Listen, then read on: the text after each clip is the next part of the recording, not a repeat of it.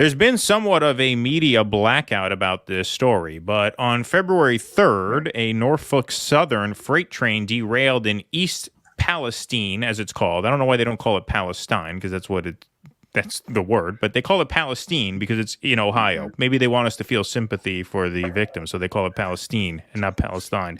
East Palestine, Ohio, after which 5 cars worth of toxic materials had to be let out into the atmosphere in a quote-unquote controlled release to prevent an explosion.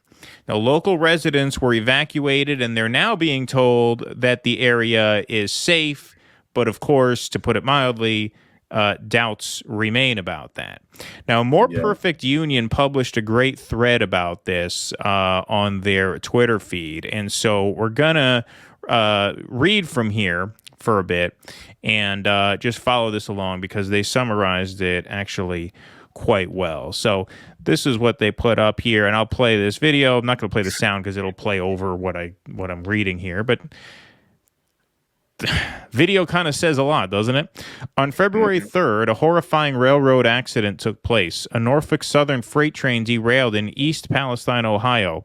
You might have seen images of the flames, but you probably haven't heard that unions were trying to prevent this exact accident. Union rail workers with Railroad Workers United have warned of a ticking time bomb, saying in the last 10 years, Class 1 carriers have dramatically increased both the length and the tonnage of the average train while cutting back maintenance and inspection.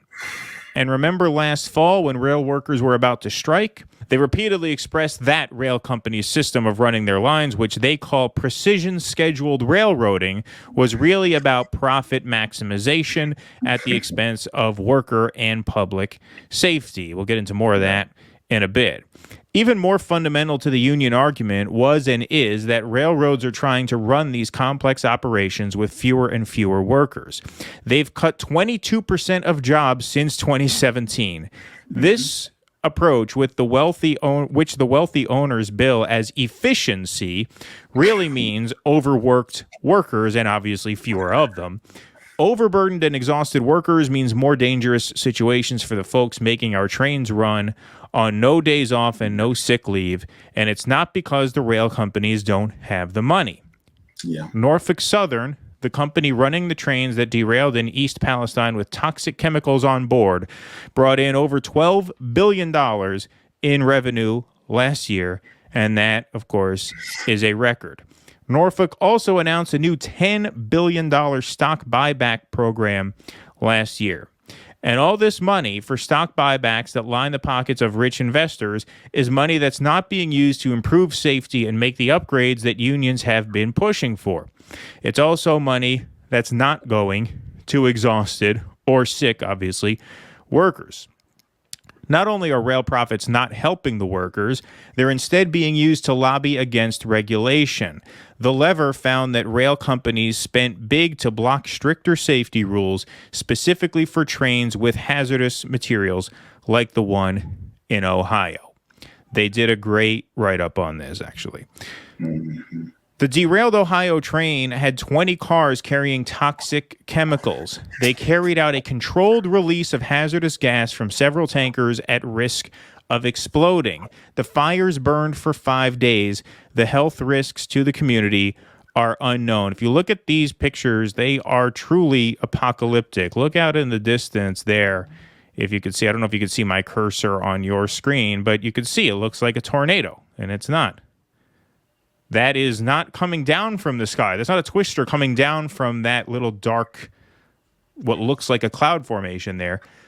That is dark smoke rising up from those 5 train cars, creating, like I said, some truly apocalyptic images here. Look at that. Amazing. Just amazing. Let's go back to the thread here. So when a train derails and we see images of balls of fire in the sky over Ohio, no, it's not just a freak accident. It's a systemic problem with lucrative railroad companies putting profit over people again and again. Just going to let this video play a little bit so we just see, once again, I mean, you guys pretty much get the picture, but these images are just amazing. I was prepping the show this afternoon, and I told my wife we were going to cover this, and she didn't know this happened. And, she's pretty up to date on the news. She wouldn't have married me if she weren't, right? So she usually knows her stuff, but she had not heard of this. Look at this. I mean, this is really getting almost no media coverage. And know that there are answers. Union railroad workers have been clearly stating them repeatedly, especially last fall when their labor struggle grabbed national headlines, but also before and after now. We need to listen. So you saw that thread there. Now, the hazardous gas referenced in that thread is a gas called vinyl chloride. And according to the CDC, which we're allowed to cite here on YouTube because that's the CDC, chronic exposure can cause permanent liver injury and liver cancer, neurologic or behavioral symptoms, and changes to the skin and bones of the hand. Officials warned in Ohio that inhalation of the burn gas could cause skin burns, lung damage, or even death. So this is a pretty dangerous substance. The plume of smoke from the release, which we just saw there, was so big it was visible on both weather radar screens. Here's one of the local weathermen posted this. There's the smoke showing up on that weather radar screen. And even satellite imagery. You see that? It looks like a little zit there. That is the plume of black smoke visible from outer space. Now, the Lever, as we saw in that little thread there, they published a report on the incident citing a perfect storm of circumstances which led to the crash. First, most railroads are still using an air pressure braking system that dates back to the 60s. And by the 60s, I don't mean the 1960s. No, I mean the 1860s. Where when the train conductor hits the brake, brakes are applied to the front car first, followed by the car behind that, followed by the car behind that, and on down the line. So this creates a lag in brake time. It's not that every car hits the brakes at the same time. That lag in brake time can potentially cause train cars to buckle, and in worst case scenarios, obviously it can cause them to derail. That depends on how the trains are loaded, which we'll get to in just a moment. Now, in 2014, Obama tried to equip all trains carrying hazardous materials with electronic brakes. So these brake systems have been upgraded on certain trains, and they reduce the braking distance by up to 60%, i.e. the train can stop faster and more safely over a shorter stretch of track. Now, by the time any such rule was actually passed, obviously the special interests had their way with it, lobbying people to vote certain ways or threaten not to vote certain ways if certain things were not included or if certain things were included. Obviously, we get an idea of how that works. And by the time it finally got passed, it was very narrow in scope and did not require trains carrying vinyl chloride to have electronic braking systems. In 2017, Donald Trump repealed that entire rule all at once. Now, alongside the anti-electronic brake effort was an effort by the railroad companies to limit the scope of materials that would classify these trains carrying them as high-hazard flammable trains. Vinyl chloride was not on that list, and the train that derailed in Ohio last week was not categorized as a high-hazard flammable train. Did not have that designation. Russell and I bought a video camera that turned out to be a shitty video camera. It was like a Chinese company that we had never heard of. We bought it thinking we can cover events with it. Turned out to be absolutely awful. This is like the camera that like Hunter Biden films his sex tapes on, right? It was just absolutely awful. So we couldn't use it. So we had to return it, right? And in order to return it, we had to print from Amazon a label saying there was a lithium battery inside the box. Otherwise, they wouldn't ship it for us. So, and now we're talking about God knows how many tons or gallons, however it's measured, because it's a gas. I don't know, feet, or I don't know how they measure a gas. 5 train cars worth, whatever it was, of vinyl chloride, deadly if inhaled. That did not get the high hazard flammable designation. Pretty incredible. Now, in addition to all of that deregulation, and this is what they mentioned in that thread as well, railroad companies also cut staff by about 20%. going back to 2017, by about a third going back the last 10 years. And they embraced this thing called precision scheduled railroading, which basically means more cars per train, fewer trains overall, and of course, fewer workers to operate them. Now, in the industry, as the thread said, this was celebrated for its quote-unquote efficiency and led to a boom in railroad profits. Mentioned Norfolk Southern took in $12 billion in revenue last year. The railroad industry as a whole profited, not just took in, but profited, made a net profit of $26 billion last year. Now, the train that derailed on February 3rd was 9,300 feet long. That's 1.8 miles. That did not get the high hazard flammable designation. Pretty incredible. Now, in addition to all of that deregulation, and this is what they mentioned in that thread as well, railroad companies also cut staff by about 20% going back to 2017, by about a third going back the last 10 years. And they embraced this thing called precision scheduled railroading, which basically means more cars per train, fewer trains overall, and of course, fewer workers to operate them. Now, in the industry, as the thread said, this was celebrated for its quote-unquote efficiency and led to a boom in railroad profits. Mentioned Norfolk Southern took in $12 billion in revenue last year. The railroad industry as a whole profited, not just took in, but profited, made a net profit of $26 billion last year. Now, the train that derailed on February 3rd was 9,300 feet long. That's 1.8 miles. And 40% of the train's load was loaded onto the back third of the rail cars, which creates the problem that if those back cars are going fast and they don't brake until the front cars brake, now you have a train that is back heavy, which means you're getting a lot of force coming forward as the front cars are braking. And this is what you have here. For a quick explanation from a worker himself, More Perfect Union posted on their TikTok a brief interview with one of the workers here. So let's hear from him. Precision scheduled railroading is shorter staff, longer hours, longer trains, less safety, less maintenance. Do I have all that right? Oh, you got it all right. I Okay. mean, a lot of the derailments that you're seeing on national TV is one of a few things. It's lack of maintenance on the track, or they've cut the track gangs too short and they can't get out to fix it, or they've cut the carmans, which is the union that works on the rail cars. So we have one derailment here in Northeast Ohio where a wheel flange was very thin. It picked a switch and derailed the entire train. Luckily, it was full of candle wax and not something highly volatile.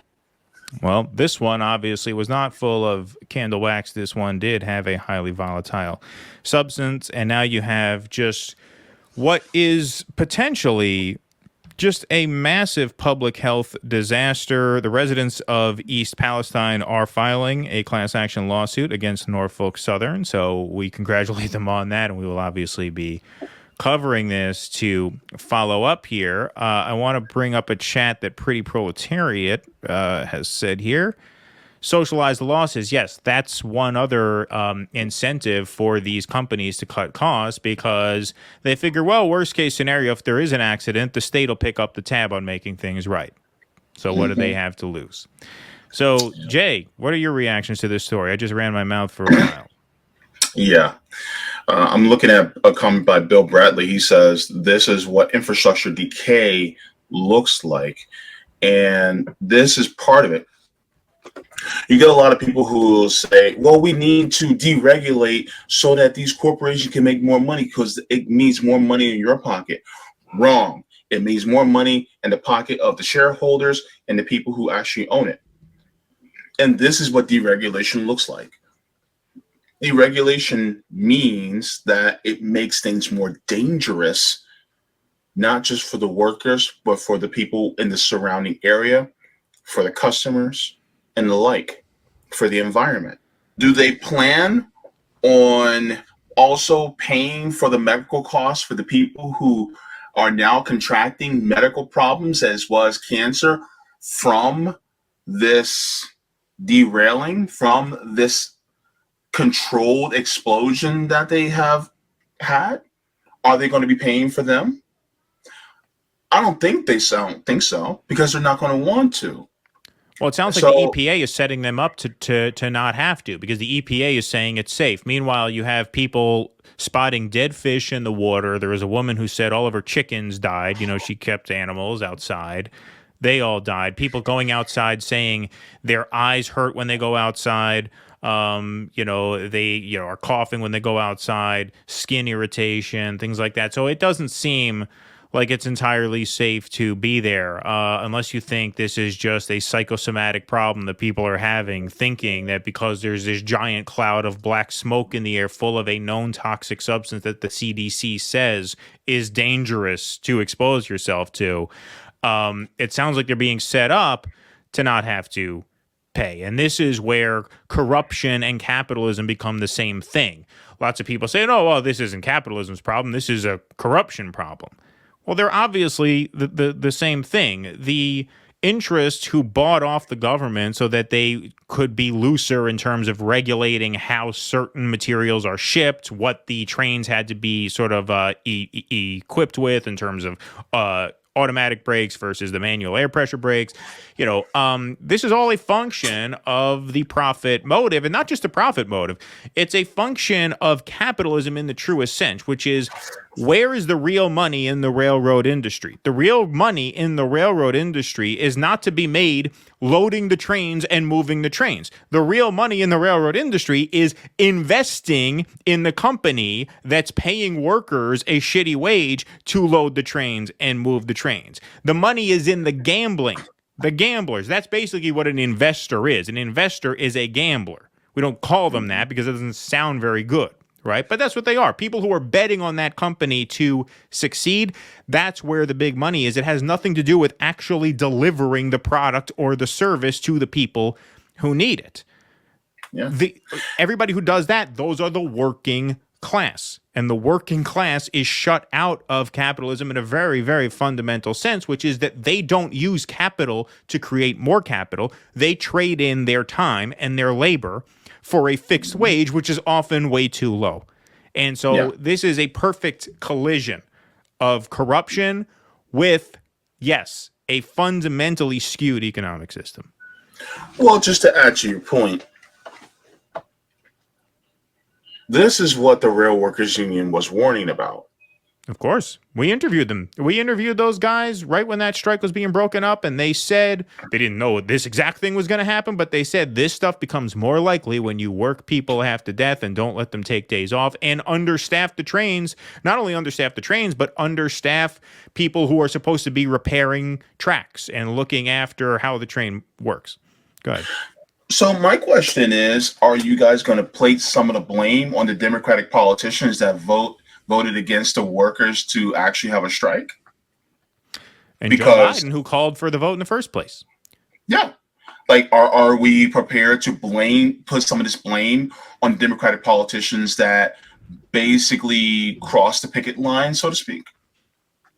Because that's exactly what their fault. The fault also lies on them. See, that's the crazy part that a lot of people aren't willing to accept. See, they'll blame the corporations, but what about the politicians that enabled the corporations to do what they did? Right. Yeah. No, it's incredible. Absolutely incredible. As of the time that The Lever published their article, Secretary Pete, Secretary of Transportation, has been totally silent on this, has not issued any statement. I'm going to go out on a limb here with you guys. I have not checked this in advance. We're just going to check his Twitter now. See if the Secretary of Transportation has anything at all to say about this. What are his latest tweets here? In Florida, we're funding 37 grants. Okay, that's a wrap on a great trip to L.A. Picture from the plane. All right, what is this here? We have launched an infrastructure decade. Okay, nothing there. Port Arthur, no. Louisiana, no. Louisiana, no. Here at the Louisiana still. All right, looks like nothing. Looks like nothing to say about this. And you talk about a despicable human being. It's very clear to me that this guy is using his job as transportation secretary not to do a very important job at a very important time to have a good transportation secretary coming out of pandemic lockdowns, trying to get an economy back on its feet again, where that job is way more important than it's been in the past. He's clearly using this job to cozy up to the transportation industries, the railroads and the airlines, so that they will fund his presidential campaign in 2028, I guess it's going to be now, because it looks like Biden's going to run. That seems to be what this is about, because to me, there's no other explanation for how you can just be this silent on these issues, where obviously this is a horrible thing. How could you not have anything to say about this when a train derails and you have a cloud of toxic smoke billowing over eastern Ohio and Pennsylvania, in swing states, no less? Ha ha. But also, the fucking airlines are in debt to like $10 billion worth of refunds they owe for junk tickets that they sold with no intention of actually servicing. The only explanation is he wanted to use this to get big money donors in line for when he runs. And you know what? At a certain point, you got to give the devil his due, because I've said this a bunch of times, and maybe I'm a broken record by now, but the Democratic voters will not make an issue of this if and when he runs. This will not come up. The Democratic voters are so incurious, so shallow, so dumb. Yes, I said it, dumb. That this will not register with them if and when he runs. And so, yeah, why stand up for ordinary people and alienate your donors for when you run, when you could just screw the ordinary people? Your voters are too dumb to give a shit anyway. They just like you because you check a few boxes on their, identity politics bingo card, and you sound kind of nice when you talk. That's all they give a shit about. So why not fuck them over and take the big checks from the railroad? Yeah. I mean, why not? It's going to work. It's going to work. I'm not saying he'll be president. I don't think he has a shot of ever actually winning in November. And he probably won't be the nominee either. But this is not going to hurt him. He knows this is not going to hurt him. So everybody who gets on me for, you shouldn't say Democratic voters are stupid. Listen, Pete Buttigieg knows his voters are dumb. Democrats know their voters are dumb. They don't think you're smart. So why should I play along as if, no, they really want these things? No, they don't. No, they don't. He knows that, which is why he's done such an abysmal job. And this is a particularly egregious example. You have a great point. I mean, keep a tight lip on this. And then these corporations, they'll slip you some money under the door. You'll be like, hey, you keep quiet about this, then we'll fund your campaigns. Don't worry about it. And it's like, why should he care about us? And what will he say? Just buy electric vehicles. Right. It's like, are you going to try to push Biden so that we can have mass public high-speed transit in this country? That's more energy, so that we can not use fossil fuels in this country, so that things are more energy efficient, so that we can actually not depend on personal automobiles as much, so that we can actually change the climate and make it a little bit better, so that we won't have a dismal future. Oh, no, just buy more electric vehicles. What about those of us who can't afford an electric vehicle? Or some of us that just don't want to drive or can't drive.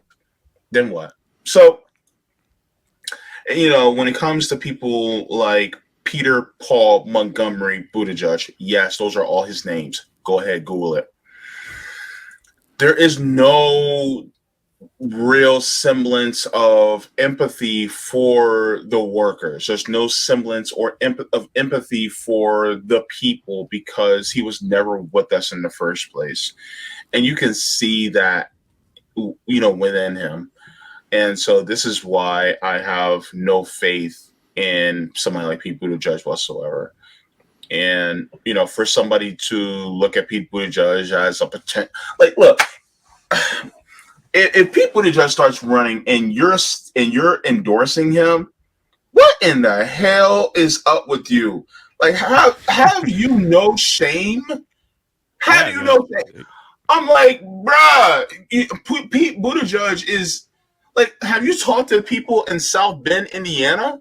Talk to some black people in South Bend and let them tell you what they think about Pete Buttigieg. Right. So it's amazing. It's amazing.